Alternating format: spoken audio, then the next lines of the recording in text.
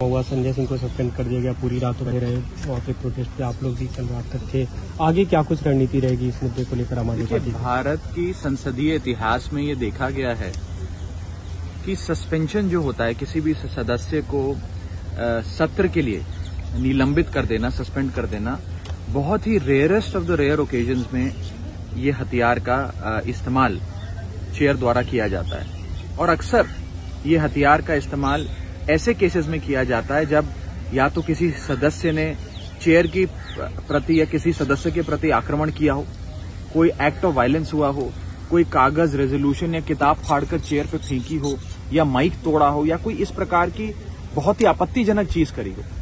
लेकिन पहली बार देखा गया कि इस देश के एक बर्निंग इशू पे, एक ज्वलंत मुद्दे पे,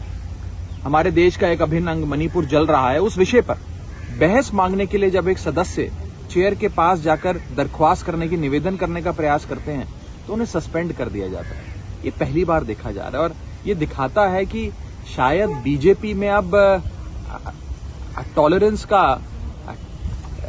रत्ती भर भी अंश नहीं बचा है और उनका एक ही लक्ष्य है कि जो भी सांसद आवाज उठा रहा है बीजेपी के खिलाफ या बीजेपी के जो नाकामी है उसको उजागर कर रहा है, निकम्मेपन को उजागर कर रहा है, उसकी डबल इंजन की सरकार को एक्सपोज कर रहा है, उसे निलंबित कर दो। आज एक बेहद बड़ा राष्ट्रीय सुरक्षा का मुद्दा बन गया है मणिपुर, जो मणिपुर से हैवानियत भरी, बर्बरता भरी वीडियोज और फोटोग्राफ सामने आ रही हैं। इससे मुझे लगता है पूरे देश का दिल दहल गया है। आपने देखा कि कैसे एक कारगिल युद्ध के समय हमारे देश का एक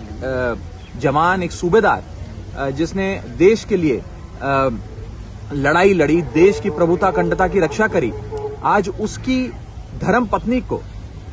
निर्वस्त्र करके जिस प्रकार से परेड कराया गया और छेड़छाड़ करी गई, उनके साथ कुकर्म किया गया, वो बेचारा सूबेदार कह रहा है कि मैंने देश की रक्षा तो करी लेकिन मैं अपने परिवार की, अपनी पत्नी की रक्षा नहीं कर पाया। इससे अभद्र दृश्य इस देश के लिए क्या हो सकता है? ये महिला सुरक्षा का मुद्दा है, राष्ट्र सुरक्षा का मुद्दा, और इसलिए हम कहना चाहते हैं विपक्ष की मांग क्या है, हम सब साथियों की मांग क्या है कि मन की बात बहुत हो गई, अब मणिपुर की बात। देश के संसद के मॉनसून सत्र में जो कि अभी सेशन चल रहा है, उस सेशन में अगर मणिपुर की चर्चा नहीं होगी तो कहां होगी? लेकिन गृह मंत्री कह रहे हैं कि हम तैयार हैं, उन्होंने कल बयान भी दिया कि हम दोनों सदनों में चर्चा के लिए तैयार है, विपक्षी बाधा उत्पन्न कर रहा है। विपक्ष तो लगातार नोटिसेज दर्ज कराकर अपनी बात रख रहा है कि रूल 267 के अंतर्गत बहस कराइए, सरकार बहस शुरू करे, अपना पक्ष रखे, फिर विपक्ष अपना पक्ष रखे, तमाम सदस्य बोलें और इस विचार विमर्श, इस बहस से जरूर कोई समाधान निकलेगा। आज दुख की बात है कि दुनिया के कई बड़े देशों की जो संसद है, यूएस की संसद कह लीजिए और अन्य देशों की संसद कह लीजिए, वो संसद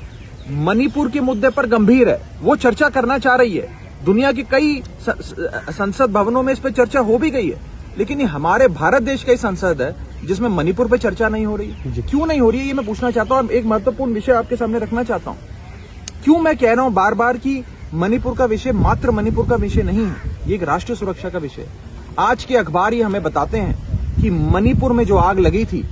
उसकी छींटें आज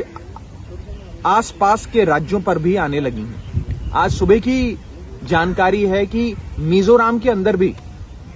एक पर्टिकुलर समुदाय के खिलाफ वायलेंस की घटनाएं सामने आ रही हैं और वहां से उन्हें हिदायतें दी जा रही हैं कि आप मिजोरम छोड़कर चले जाएं।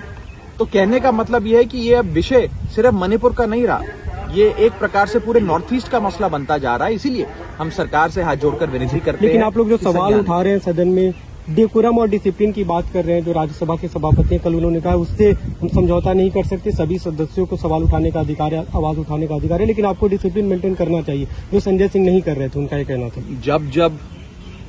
सदन में विपक्ष जनता की आवाज उठाना चाहता है, ज्वलंत मुद्दे पर बहस चाहता है और सरकार वो बहस से भागती है,